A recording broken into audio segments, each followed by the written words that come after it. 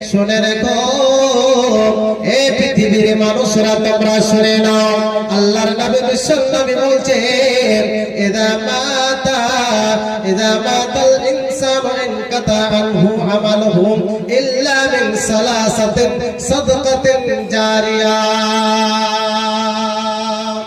বাপজান আমার ভাইরা, ও আমার পর্দার সীমা খালারা, তবে কথাটি শুনে মরার পর আপনি তিনটি আমল করে গেলে পৃথিবীতে, মরার পর আপনি এই সে আমলগুলি আপনার কাছে পৌঁছতে থাকবে।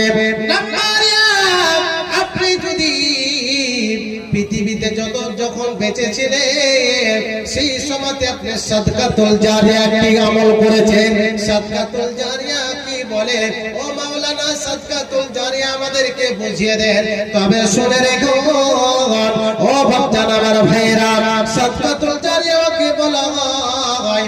যেমন কি যে ধরলেন আজকে আপনাদের এই রাস্তাতে কোনো একটি জায়গাতে টিউবওয়েল গাড়া নাই, আপনি একটি টিউবওয়েল গেড়ে দিলেন কিংবা একটি কাঁচ লাগিয়ে দিলেন, এইভাবে আপনি টিউবওয়েলটি গেড়ে দিয়েছেন। সেই টিউবওয়েলে রাস্তা দিয়ে যতগুলি মানুষ যায় ওই টিউবওয়েলে পানি পান করে এবং আলহামদুলিল্লাহ বলে এবং আপনাকে দোয়া দেয়। আপনি মরে গিয়েছেন, কিন্তু মরে যাওয়ার পর আপনাকে সেই নেকিগুলি পৌঁছতে থাকবে, যে নেকিটা আপনি কবরে ঘুমিয়ে আপনি কবরে শুয়ে সেই নেকিগুলি পেতে থাকবেন। বাপজান আমার ভাইরা, এইভাবে সাদকাতুল জারিয়া বলা হয়।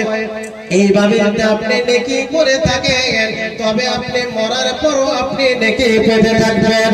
বাপজান আমার ভাইরা, আরেকটি আল্লাহর নবী বিশ্বনবী বলছেন, আও ইলমুন ইনতাফাহু, আল্লাহর নবী বলছেন শোনো, এইভাবে ধরে এ মাওলানা ইলম হাসিল করেছে, এই ভাইজান এত সুন্দর করে লেখাপড়া করেছে, বয়স্ক হয়ে গিয়েছে, এবার কতগুলি তার হাত দিয়ে বলবে মাওলানা হয়েছে, এবার কতগুলি ছেলে তার কাছে কোরআন শিক্ষা করেছে, কতগুলি লোক তার কাছে দোয়া শিখেছে।